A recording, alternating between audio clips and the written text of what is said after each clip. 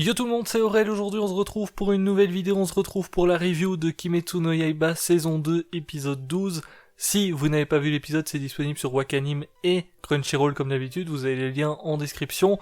Avant de démarrer, je tenais à vous souhaiter une bonne et heureuse année et surtout une bonne santé vu ce qu'on vit maintenant depuis quelques mois, voire quelques années, c'est le plus important. On est parti pour la review. On a eu cette semaine un épisode qui était du coup rempli d'action dans tous les sens du terme avec deux phases. Une première phase autour de Tanjiro qui combat toujours Daki. D'ailleurs cette fois-ci il a utilisé ses techniques de la danse du dieu du feu et c'est vrai que ça lui va un petit peu mieux parce que effectivement Daki l'a remarqué, après l'utilisation des techniques avec l'eau etc, eh bien son épée malheureusement était un petit peu usée.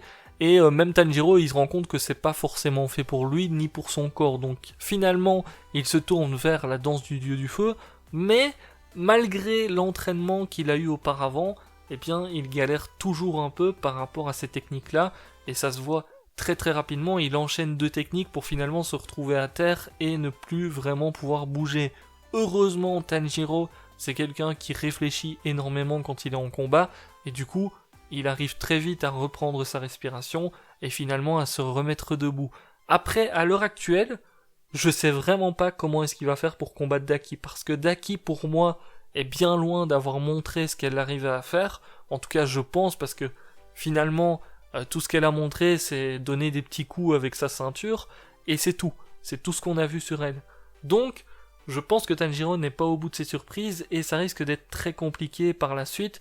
Donc à mon avis, je dirais qu'on va avoir une petite intervention de Nezuko à un moment donné, là ça me semble plus que probable, parce qu'elle est toujours dans sa boîte. Certes, Tanjiro lui a dit « ne bouge pas de là », mais clairement elle va jamais laisser son frère combattre, surtout que, bon ça se voit, il a déjà des difficultés pour le moment. Du côté d'Inosuke, il arrive à retrouver toutes les personnes qui avaient été capturées, bon, avec une technique très très bizarre où il est passé dans un tunnel en modifiant son corps, je sais pas trop quoi, bon bref...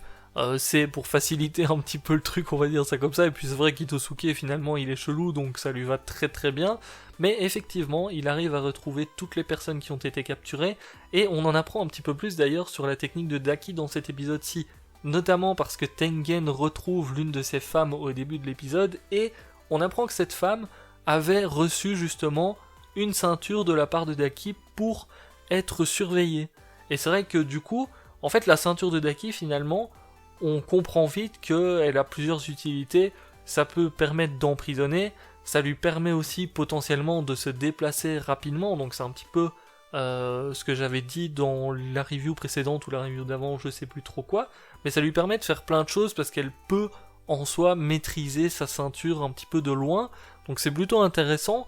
Et d'ailleurs, on apprend dans cet épisode-ci qu'il y a potentiellement un second démon. Alors pourquoi est-ce que je dis potentiellement ? Parce qu'effectivement, dans cet épisode-ci, on voit un bout de sa ceinture qui est contrôlé par un démon qui apparemment ne serait pas Daki. Parce qu'on voit à un moment donné que Daki lui donne un ordre. Alors est-ce que c'est une partie d'elle ou bien est-ce que c'est vraiment un autre démon qui a pris potentiellement le contrôle d'une partie de la ceinture de Daki ?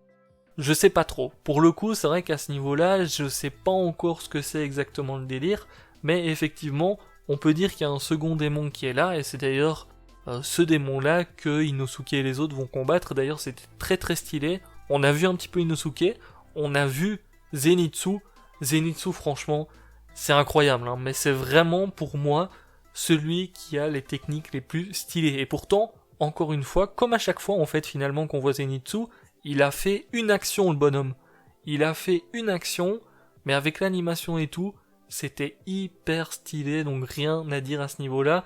Même si Inosuke aussi, hein, finalement, quand il a combattu et tout, c'était très stylé.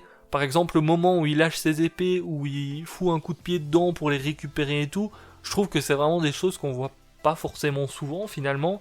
Et surtout, ça se voit aussi que Inosuke, malgré son caractère qui est « je fonce dans le tas », etc., eh bien, quand il est en combat, il est très doué finalement par rapport à ce qu'il fait, et tu vois qu'il réfléchit quoi, c'est pas juste je bourre dans le tas, et puis si ça passe, ça passe, si ça passe pas, ça passe pas.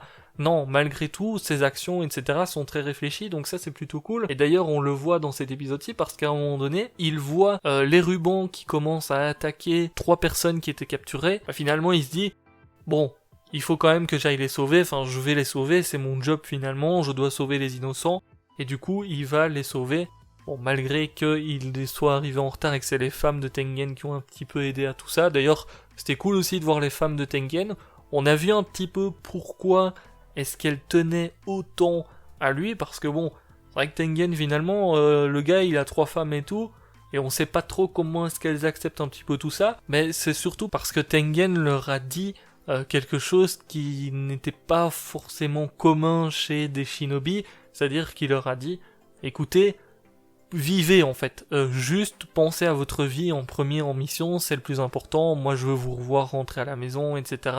Donc c'est vrai que c'est très certainement pour ça qu'elles tiennent énormément à Tengen, mais je trouve ça un petit peu dommage que le flashback ait été aussi rapide, et d'ailleurs Tengen aussi au niveau de ses techniques, j'ai trouvé ça dommage qu'on n'en voit pas un petit peu plus sur lui, même si on risque d'en voir effectivement plus dans les prochains épisodes, parce qu'à mon avis, toute la clique, ils vont rejoindre Tanjiro à un moment donné, il y aura juste un laps de temps entre les deux, donc il faudra voir ce que va faire Tanjiro, ou si Nezuko va potentiellement venir l'aider ou autre, parce que c'est vrai qu'il y a toujours Nezuko qui est là, mais c'est vrai qu'on n'en a pas vu énormément. Après, j'imagine qu'on va voir d'autres choses par rapport à eux, vu que c'est des nouveaux personnages, donc c'est un petit peu normal.